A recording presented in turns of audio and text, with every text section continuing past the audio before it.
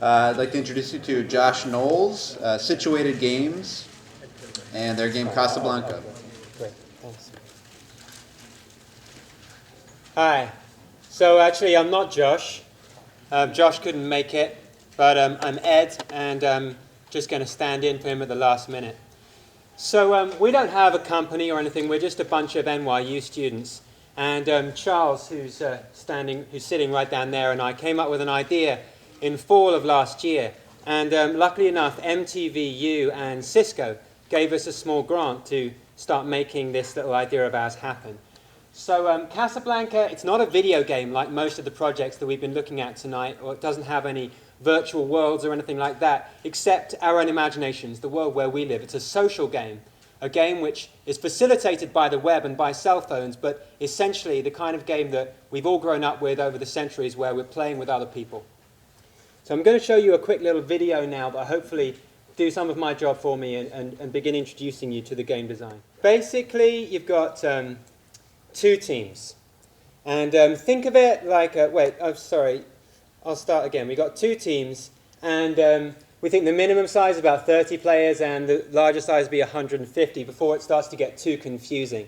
The teams are not the same size. What we found through testing is the resistance needs to be larger than the occupation force, the ones who are trying to infiltrate them. So mainly people play through our website. We've built ourselves basically our own little Facebook, and that's where the majority of play is done. But you have the option to subscribe your own personal email account and your own cell phone as well, so that if you're really into the game and you're stepping away from your computer and someone's about to discover your identity or ruin your strategy, you can get text messages in real time and defend yourself on the go. So it's kind of like a cross between Facebook and Werewolf. I think it's going to appeal just as much to people who are into social networking, people who just love to use MySpace and Facebook or grew up with Bebo, as it is to people who like games. Really, I think when we were chatting, when we were in the initial stages of developing this game, we were talking about Friendster and how before that particular site sort of got destroyed by its own success, we saw that people were starting to play with it. Immediately, as soon as you got successful online social networking, people were creating fake identities, pretending to be little dogs, pretending to be Darth Vader, pretending to be celebrities, and they wanted to play with it, but there was no actual structure to make a game out of it. So we thought we'd try and do that. We'd try and actually give people rules instead of just letting them bend the rules. So what happens in our little Facebook is that each player is anonymized. We give everyone a code name in there, a temporary email address as well. And they start with just 4 contacts. And no one is really sure whose team anyone is really on. Well, especially not if you're part of the resistance. Now, when you sign up for Casablanca, everyone starts at the same time. Like a game, say it starts on Tuesday evening. Everyone who's in the game will get an email at the same time into their inbox saying, click on this link, and they go to our website where they'll find out which team that they've been automatically assigned to.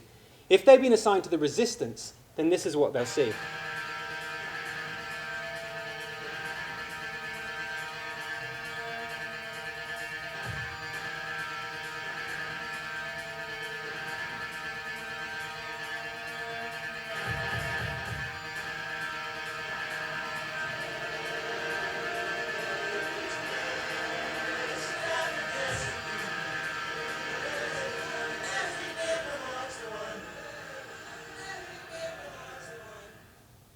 So the narrative they come into is the city of Casablanca, and it's been overrun by an invading force. But some of the citizens are starting to gather their forces, get in contact with each other, and form this underground resistance. And that's what you're part of, if you're part of the resistance. And your aim is to meet as many other resistance players as you can, and create this big, strong network, strengthen numbers. However, the occupation spies are constantly trying to infiltrate you. So you need to work with the other resistance players in order to work out who's lying to you and who's telling you the truth. So how do you do that? Well, you need to look at other people's networks over the course of the game, which with about 30 players is probably about 3 days. If you're up to 150 players in total, it's probably going to be about 7 days. And as the days go by, you look at other people's networks and you see what they're saying about the people in their networks, and you also you have these alerts where you can use twice a day, you can test the purity of your network. So maybe if you're suspicious of someone, you find that you've been infiltrated, later on you can boot them out of your network, test again, see if did it make any difference, and then talk to other people, talk to other players, like have you had trouble with that player, and if you booted them, what did you find out? So you start to try and, through a process of elimination, you work it out that way, and once you think you've figured out whose team someone's on, you start flagging them. You start saying, I think this person's occupation, this person's in the resistance, and as the days go by, these reputations grow. And there's also sort of a social chat area where you can get together and you can discuss what you think of different people, how you think you should work together as a team, and so on. And so when you begin the game, if you are assigned the occupation team, this is what you see.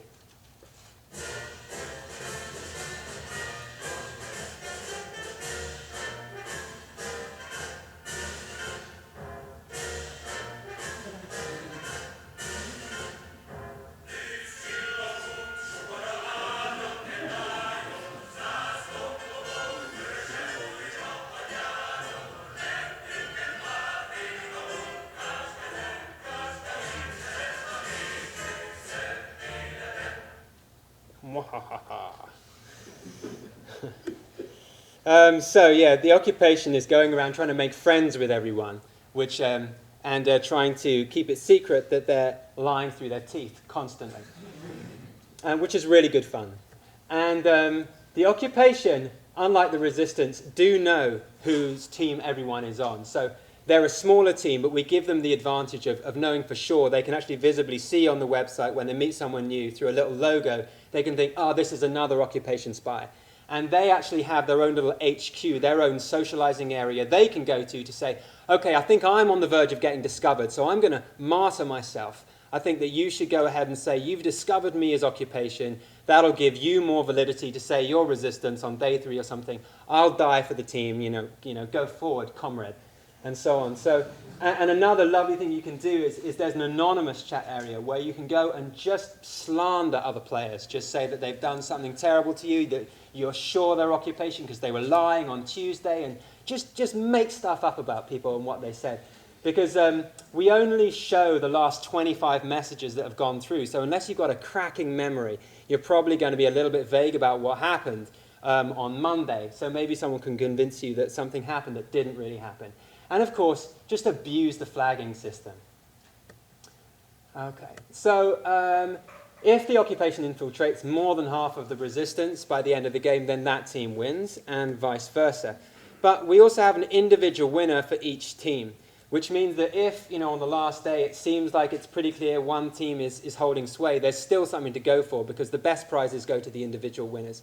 And the individual winner would be, for the resistance, the largest network with the best proportion, sort of purity of that network. And for the occupation, the player who'd infiltrated the most networks and at the end of the game was still there with friends, still had any friends left, basically. So what we like about it is, like I was saying at the beginning, you can really play it on the go. And you don't need to download anything, you don't need to buy any hardware or anything, you just play it on your existing. All you need is the web, you just need access to the web. You don't even need a phone if you don't want to play with a phone. And yeah, we can adjust, your game can last longer or shorter depending on your group, depending on your community, who you want to play it with. There you go.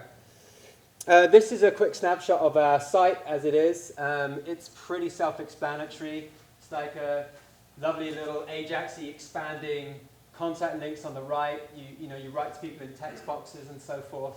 And this is where you'd be flagging people as occupation and resistance and so on. There's more down here, but whatever. And these are like the different places to go and socialize with other people. It's very self-explanatory for anyone who's just used any social networking site. Charles, do you want to jump in here? Sure. So I'm going to talk a little bit about, I'm the game designer. Ed and I sort of sketched out this idea together and worked out a lot of the bugs beforehand before we went right into development. So I'll sort of talk about the process.